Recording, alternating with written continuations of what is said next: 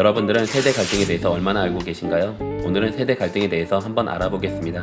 세대 갈등이란 세대 간의 입장 차이로 벌어지는 갈등을 말합니다. 그 세대 자체에 문제가 있는 경우도 있지만 자신들 세대의 사고가 문제적임을 인정하지 않으려는 태도가 원인이 됩니다. 이는 젊은 층도 마찬가지로 이전 세대 역시 나름의 경험과 당시 시대상의 지식을 가지고 있음에도 이를 무조건 무시하는 태도가 나타날 수 있죠. 우리나라는 세대 갈등이 심한 편에 속합니다. 특히 민주화 이전 세대와 이후 세대 간의 격차가 주로 문제가 되었고, 예를 들어 현재 인터넷 커뮤니티에서 뜨거운 감자로 부상한 남녀 갈등에 대해서도 넓게 보면 80년대 중후반부터 아무리 좁게 봐도 90년대생에서 2000년대생까지는 심각하다고 응답을 한 반면, 그 이전 세대에서는 비교적 양호한 편이라고 응답해서 세대 간의 격차가 상당하다는 것을 보여주고 있습니다. 그렇다면 어떤 원인들이 있을까요? 사실 세대 갈등이 일어나는 주제 중에 성범죄와 아동성범죄, 남아 선호 등의 남존여비, 직업의 귀천 따지기, 남자 아이를 강하게 키우자, 또는 여자들은 무조건적인 보호 대상이다라는 주장에 대한 차이 등으로 인해 생기는 것도 있습니다. 노인 세대들 중 혼잣벌 되는 남자 아이의 성기를 만지는 등의 행위를 아동 성범죄라고 인식하지 못하는 경우가 있는 반면, 신세대와 중장년층은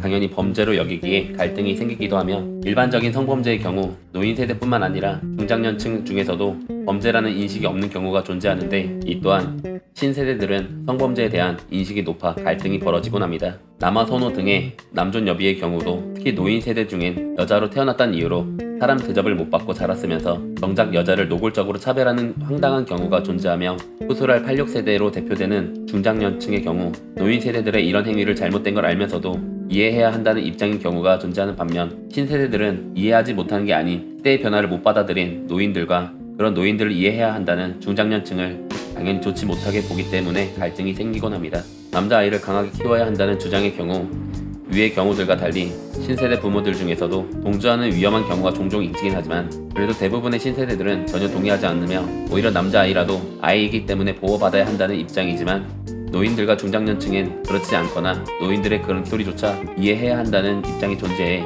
신세대들과 갈등이 생기기도 합니다.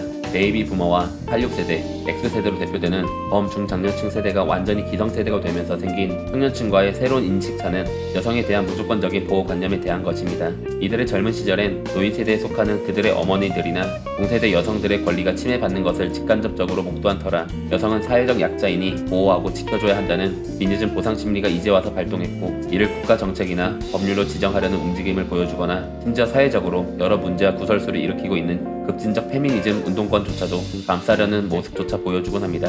하지만 현재 청년층의 경우 경제적, 사회문화적으로 이미 양성 간의 차별 없이 평등하게 나고 자라온 세대라 오히려 기성세대가 현 시점에서 나서는 모습이 남성 인권에 대한 역차별로 느끼고 있고, 실제로 구시대적으로 작용되고 있는 남성들이 독박 쓰는 징병제와 가부장제의 잔재로 인해 남성에게 더 큰 부담을 안겨주는 한국의 연애, 결혼 문제에 시달리고 있는 젊은 남성 청년층들은 외면한 채 여성 인권만 감싸려는 모습에 의해 후세대에 들어 남녀 간의 이성 혐오와 갈등, 갈라치기 되는 현상이 가속화되고 심화되는 추세입니다. 이 구시대적인 관념, 세대 갈등의 가장 큰 원인은 이처럼 시대의 변화에 따른 가치관과 도덕관을 따라가지 못하는 경우가 많은데, 이런 일이 일어나는 가장 큰 이유는 교육 수준과 사고방식이 과거 세대가 현재 세대에 비해서 지극히 낮기 때문입니다.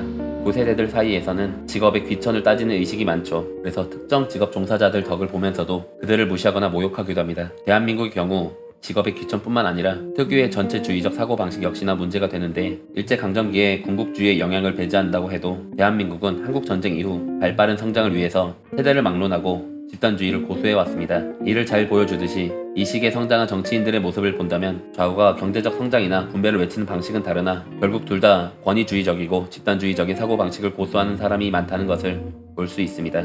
그 외엔 개인주의적인 신세대들과 전체주의적인 구세대들 간의 갈등도 대표적인데, 한국은 개인주의의 지수가 아직 그렇게 높은 편은 아니지만 신세대들일수록 개인주의적인 데다가 전체주의적인 구세대들이 개인주의로 바뀐다든지 혹은 개인주의를 이해하지 못하기 때문에 생기곤 하는 갈등입니다. 그리고 과거엔 수명이 짧고 인구도 적었기 때문에 세대 갈등이 일정 이상으로 심화되긴 어려웠지만, 현대에 들어 비약적으로 수명과 인구가 증가하면서 시대 변화는 빠른데 세대 교체는 정체되고 있고, 극단적인 사회 변화 속에서 혼란을 느끼는 중노년층은 상대적으로 고집스러운 모습이 더 눈에 띄기 쉬워졌고, 청장년층은 그만큼 더 갑갑하고 적대 의식이 강화되었습니다. 그 결과 현재 대한민국의 정치에서 청년층의 정치 혐오는 극에 달하고 있으며 두 거대 세력은 각자의 지지층만 보호하기 위해서 필사적으로 노력하는 모습만 보일 수밖에 없고, 이렇게 되면 장차 국가의 기성세대가 될 청년층과 현재 대한민국 정치판 자체의 괴리감은 극에 달할 것이며, 비교적 세대 교체가 주기적으로 이루어졌던 앞세대들 간의 정치적 대립보다